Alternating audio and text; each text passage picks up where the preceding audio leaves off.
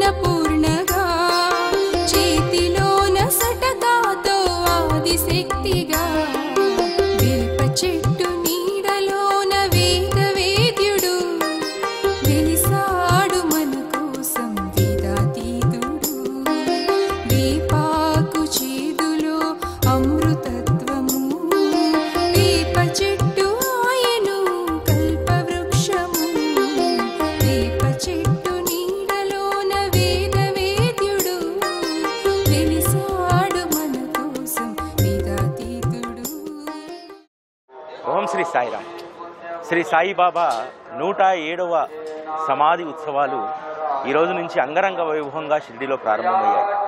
శ్రీ సాయిబాబా వారి శరీరాన్ని త్యజించి 107 సంవత్సరాలు పూర్తవుతుంది. అయినా సరే ఈ ప్రపంచమంతా కూడా ఒక అద్వితీయమైనటువంటి నిశ్శబ్దమైనటువంటి విప్లవం, మానవత్వానికి ఒక ప్రతిరూపం సాయితత్వం.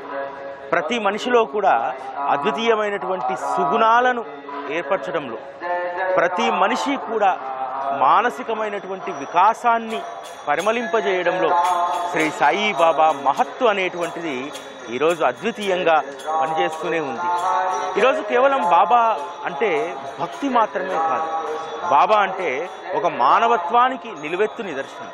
బాబా అంటే అద్వితీయమైనటువంటి సుగుణాలకు నిలయం.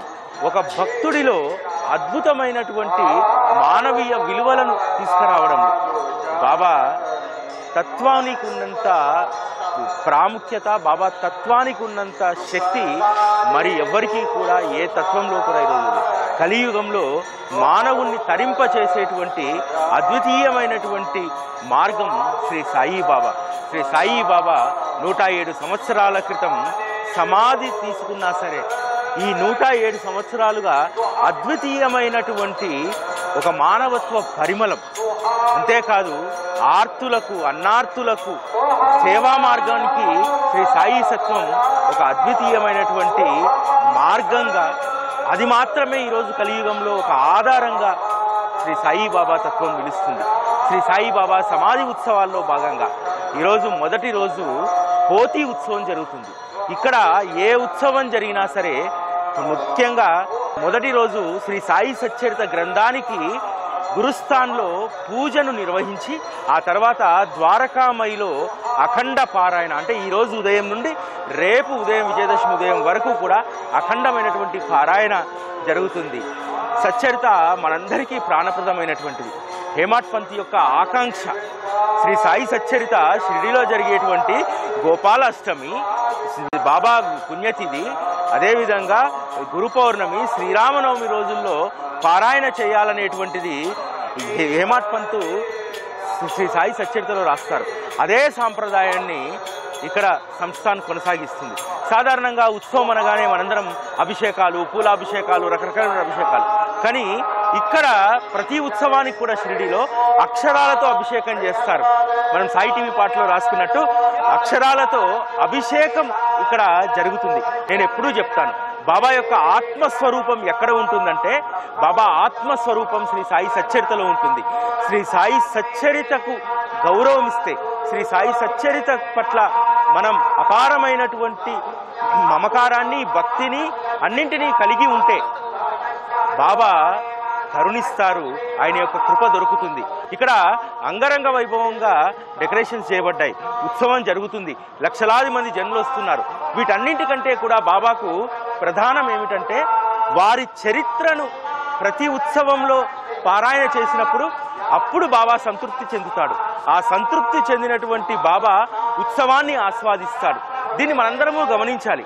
బాబా ఉత్సవాలు అనగానే మనము చాలా చోట్ల గురు పౌర్ణమి కానీ, శ్రీరామనవమి కానీ, విజయదశమి కానీ అంగరంగ వైభవంగా ఉత్సవం చేస్తాం, కానీ శ్రీ సాయి సచ్చరితకు మనం ప్రాధాన్యత ఇవ్వం.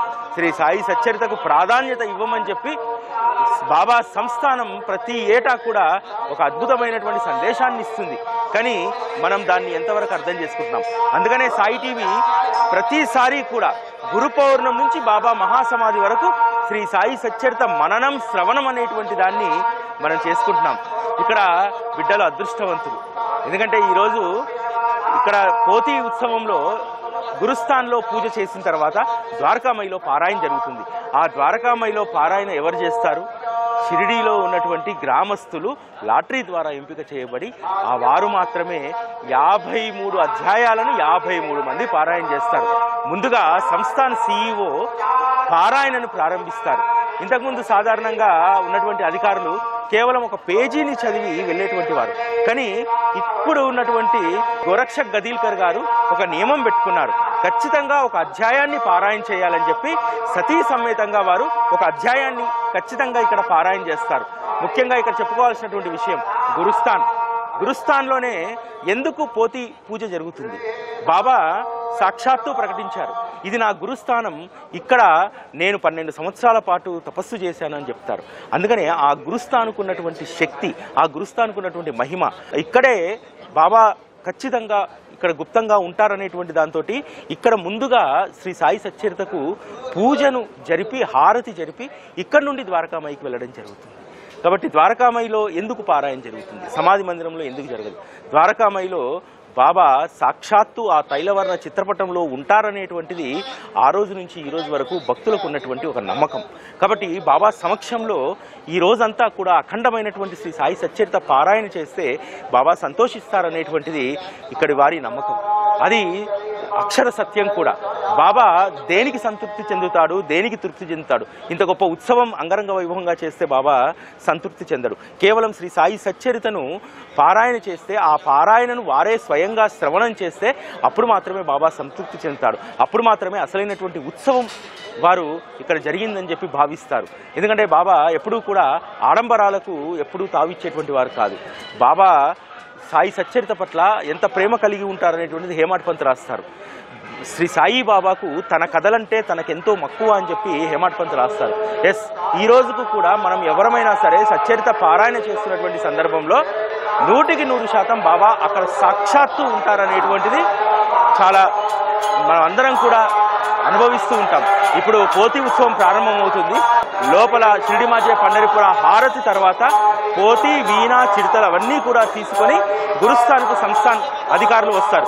భక్తులకు ఎలాంటి అసౌకర్యం కలగకుండా సంస్థాన్ అన్ని ఏర్పాట్లు కూడా ఇక్కడ చేసింది. కాబట్టి వచ్చేటువంటి ప్రతి భక్తుడు కూడా ఇక్కడ బాబా మహాసమాధి ఉత్సవ శక్తిని అనుభవించి వెళ్ళాలనేటువంటి దానికోసం సంస్థాన్ ఎప్పుడూ కూడా అద్వితీయమైనటువంటి ఏర్పాట్లు చేస్తుంది. అసలైనటువంటి ఉత్సవం ఏంటంటే శ్రీ సాయి సచ్చరితలో రాస్తారు, భగవంతుని జన్మదినం ఎటువంటిదో శ్రీ సాయి సత్పురుషుని యొక్క మహాసమాధి దినం కూడా అంత పర్వదినం. ఆ పర్వదినాన మనందరము కూడా బాబా యొక్క శక్తిని, వారి యొక్క మహిమను అనుభవించాలంటే ఆ రోజు సచ్చరిత పారాయణ చేయాలి. ముఖ్యంగా భక్తులందరూ కూడా బాబా మహాసమాధి ఘట్టాలు 42వ అధ్యాయం నుంచి 44వ అధ్యాయం వరకు విజయదశమి రోజు పారాయణ చేయండి. అద్భుతమైనటువంటి ఆనందం కలుగుతుంది. సాధారణంగా శరీర విసర్జన అనేటువంటిది విషాదానికి సూచిక, కానీ బాబా శరీర విసర్జనలో కూడా ఆనందం ఉంటుంది. అద్వితీయమైనటువంటి సంఘటనలు ఉంటాయి. బాబా ఒక సాధారణమైనటువంటి మనిషి వలె విజయదశమి వారు మహాసమాధి చెందేటువంటి రోజు వరకు కూడా వారు రామ విజయాన్ని పారాయణ చేయించుకున్నారు. ఒక అద్భుతమైనటువంటి ఘట్టాలన్నీ కూడా సమాధి ఘట్టాల్లో ఉంటాయి. ఆ ఘట్టాలన్నీ కూడా మనం ఈరోజు ఆస్వాదిస్తే చాలా అద్వితీయమైనటువంటి అంశాలు అందులో ఉంటాయి. బాబా ఇటుక విరిగిపోవడం అంటే వారి యొక్క నిర్యాణానికి బాబా అనేక రకాలైన సూచనలు చేసుకుంటూ వచ్చారు. బాబా మహాసమాధికి ముందు 2 సంవత్సరాల ముందు 1916లో విజయదశమి రోజు శ్రీమోల్లంఘన సందర్భంగా వారు చెప్పకనే చెప్తారు, ఇదే నా శ్రీమోల్లంఘన అని చెప్తారు. కానీ మహాత్ముల యొక్క చర్యలను మనం ఎవరము కూడా తెలుసుకోలేము. ఆ తర్వాత మనందరికీ అది అనుభవం అవుతుంది.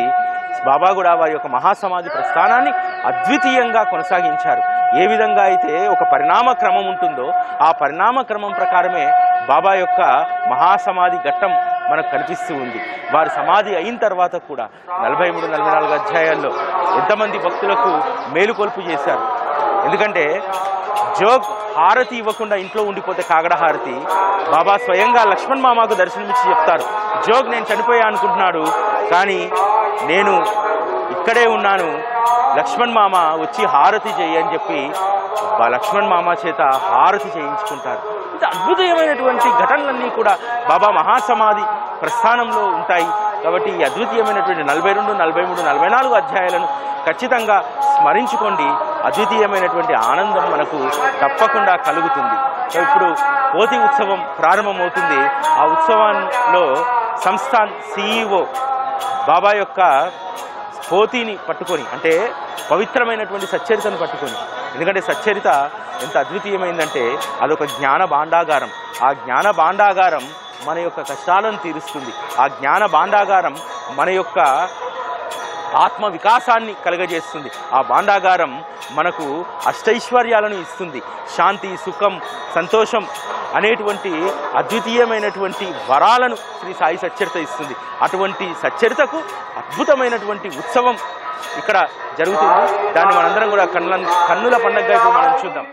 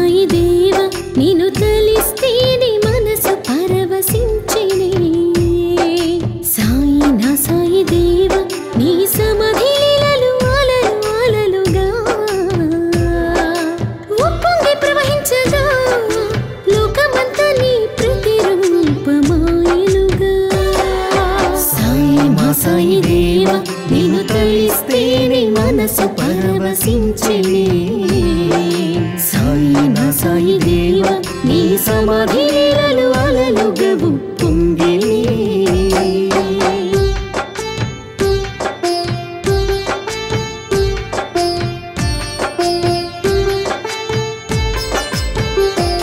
నీ శరణని దరి చేరిన వారందరి కష్టాలను తొలగించితివి నీ సమాధిని చేరిన ఆర్తులందరి దుఃఖాలను తీర్చితివి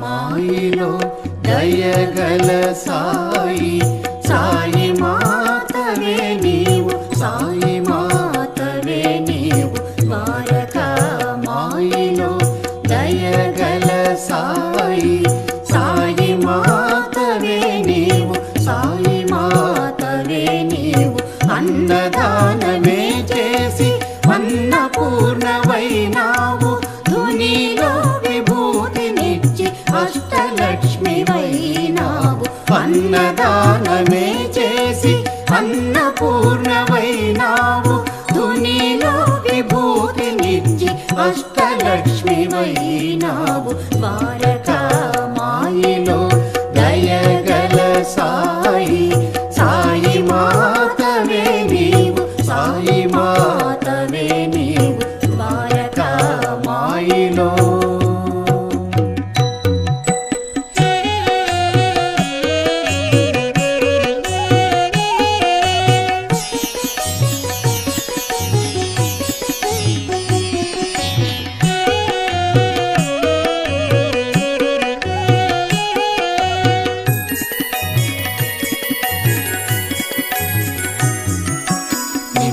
వృక్ష చల్లదనం నీ ఒడియే సాయి దయగల తల్లి ద్వారకా మాయి నింబ వృక్ష చల్లదనం నీ ఒడియే సాయి దయగల తల్లి ద్వారకా మాయి సప్త శృంగి నీవే సద్గురువు నీవే నీ బిడ్డలకేమి భయము లేదు సాయి సప్త శృంగి నీవే సద్గురువు నీవే నీ బిడ్డలకేమి భయము లేదు సాయి ద్వారకామాయిలో దయగల సాయి సాయి మాతవే నీవు సాయి మాతవే నీవు ద్వారకామాయిలో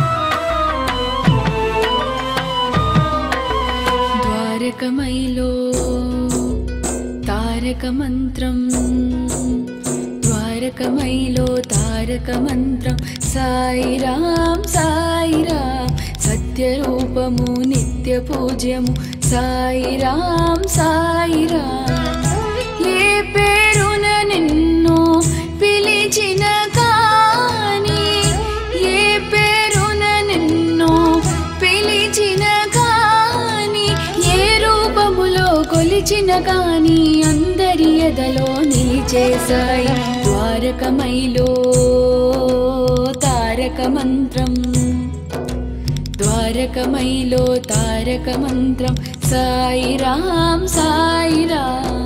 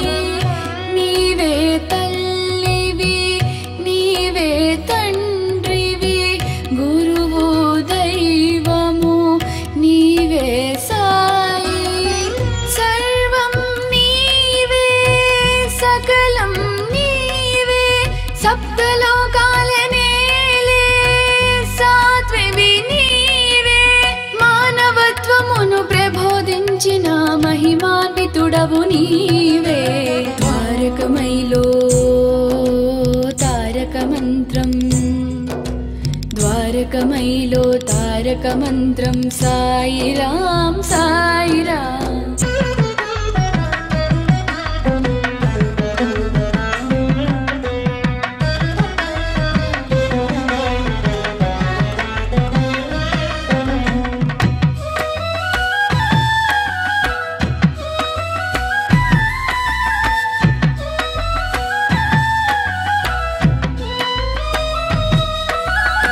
शिरिडी प्रवेशमु सर्व दुःख परिहारं शिरिडी साई दर्शनं सकल पापहारणं शिरिडी प्रवेशमु सर्व दुःख परिहारं शिरिडी साई दर्शनं सकल पापहारणं आपदలను ఆలకించి అవని నేలు దైవమా సాయి నా సాయి దేవ నీ సమాధి లీలలు అలలుగవు పొంగి